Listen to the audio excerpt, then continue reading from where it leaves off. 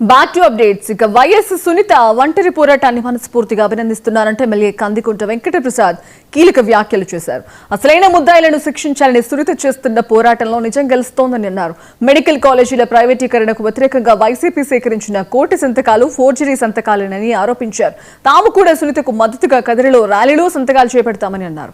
చెల్లికి న్యాయం చేయాలంటూ సంతకాలు సేకరించి జగన్కు పంపుతామని వెంకటప్రసాద్ చెప్పారు.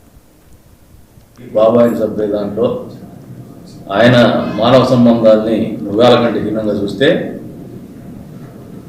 చనిపోయినటువంటి తండ్రిని నిజమైనటువంటి ముద్దాయిలు ఎవరిని తేల్చే విధానంలో ఆమె పోరాడుతున్నటువంటి తీరు దాదాపు లెజిస్లేటర్స్ అందరికీ ఎమ్మెల్యేస్ అందరికీ కూడా లెటర్ రాసింది.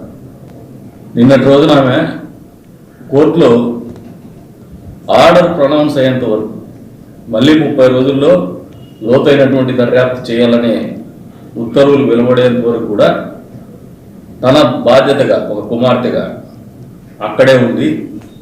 సమాజంలో ఇంకా కూడా నిజం కోసం, సత్యం కోసం, మానవతా విలువల్ని కాపాడేటువంటి క్రమంలో అపరాధులు తప్పించుకోకుండా ఉండాలా, అప్పుడే నిజం గెలుస్తుంది, కూతురిగా తన బాధ్యత నిర్వర్తించబడుతుంది అనే ఆలోచనతో ఆమె చేస్తున్నటువంటి